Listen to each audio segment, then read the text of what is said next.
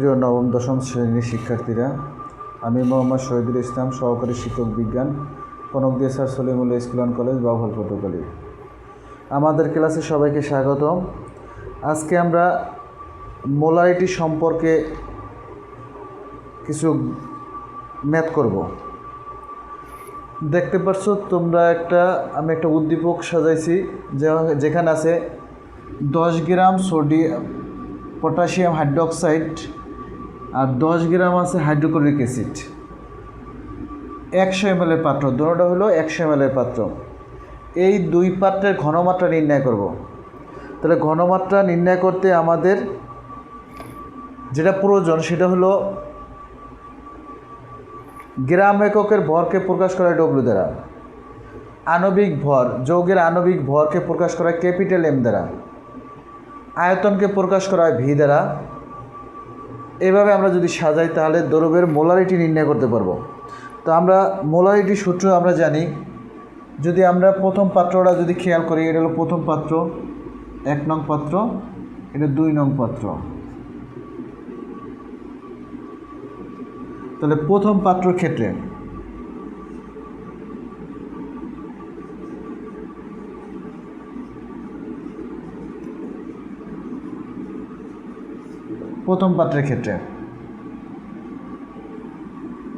দেওয়া আছে ডব্লু সমান 10 গ্রাম। ডব্লুটা হলো গ্রাম এককে ভর। এরপরে আছে পাত্রটা হচ্ছে 100 ml এর পাত্র, আয়তন ভি সমান 100 ml। পটাশিয়াম হাইড্রোক্সাইড এর আণবিক ভর ক্যাপিটাল এম সমান, পটাশিয়ামের আণবিক ভর, পটাশিয়াম হলো 39 প্লাস অক্সিজেন হলো 16 প্লাস 1। তাহলে আমরা যদি হিসাব করি তাহলে দাঁড়ায় কত? 10 1 7 7 15 16 6 হাতে 1 3 আর 1 4 আর 1 5।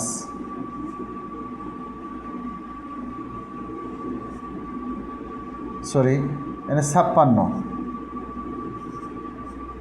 56 হলো পটাশিয়াম হাইড্রোক্সাইডের আণবিক ভর। মোলারিটি বা ঘনমাত্রা, মোলারিটি ঘনমাত্রাকে প্রকাশ করা এস দ্বারা, এস ইজ ইকুয়াল হট। তা আমরা সূত্র জানি, আমরা জানি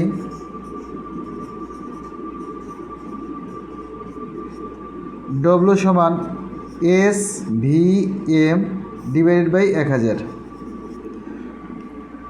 তুমি যদি ডব্লু চেনো তাহলে এর গ্রাম এককের ভরকে প্রকাশ করে ডব্লু দ্বারা।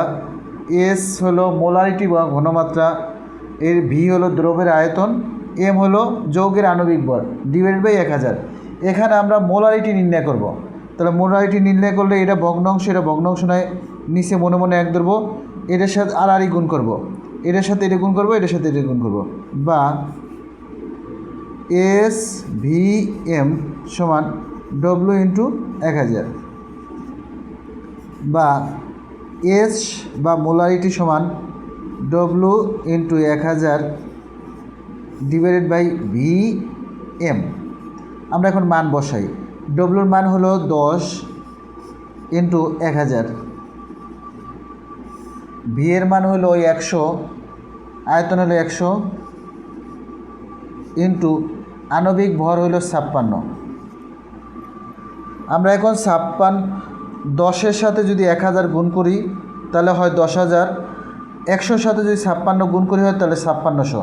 তাহলে এই 10,000কে আমরা যদি 5600 দ্বারা ভাগ করি তাহলে দাঁড়ায়, আমরা একটু দেখি,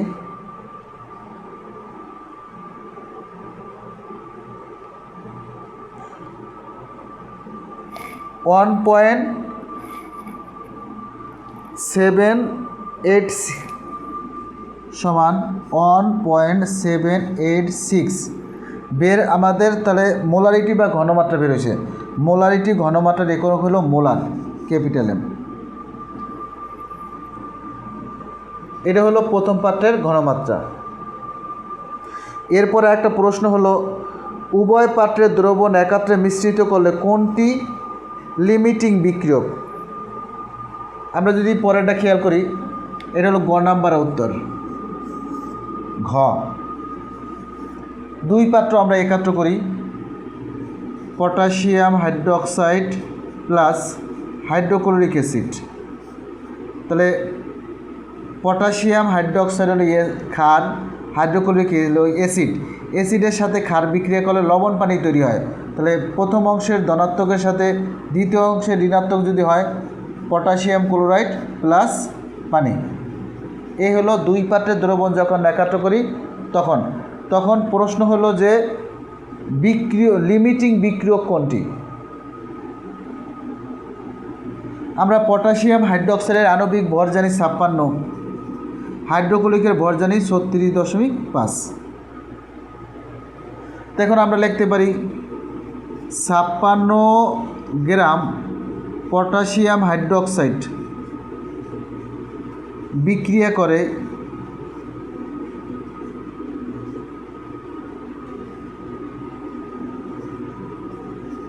36.5 গ্রাম হাইড্রোক্লোরিক অ্যাসিডের সাথে।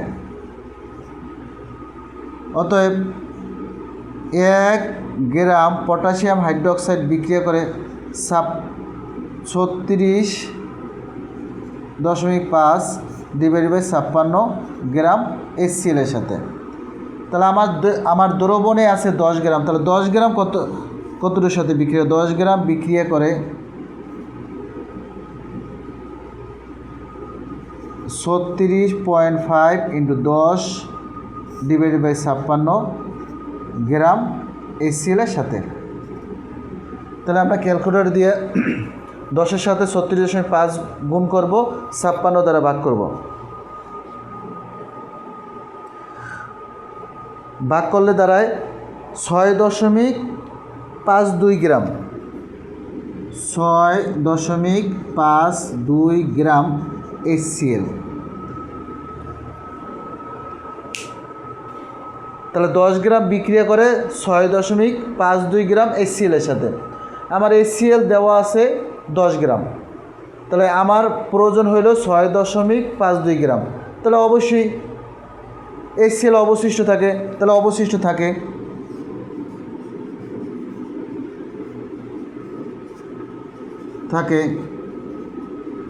দ্রবণে ছিল 10 গ্রাম, আমাদের প্রয়োজন হলো 6.52 গ্রাম।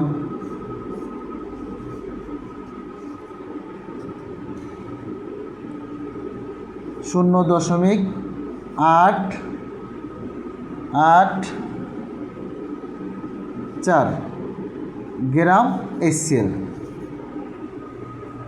তাহলে দ্রবণের ভিতরে যেটা অবশিষ্ট থাকে সেটা তো লিমিটিং বিক্রিয়া হবে না। আমরা লিমিটিং বিক্রিয়কের সংজ্ঞা জানি, একাধিক বিক্রিয়কের মধ্যে যে বিক্রিয়কটি অবশিষ্ট থাকে না তাকে লিমিটিং বিক্রিয়ক বলে। এখানে দেখা যায় হাইড্রোক্লোরিক অবশিষ্ট থাকে, কিন্তু পটাশিয়াম হাইড্রোক্সাইড অবশিষ্ট থাকে না। তাহলে আমরা লিখতে পারি অতএব লিমিটিং বিক্রিয়ক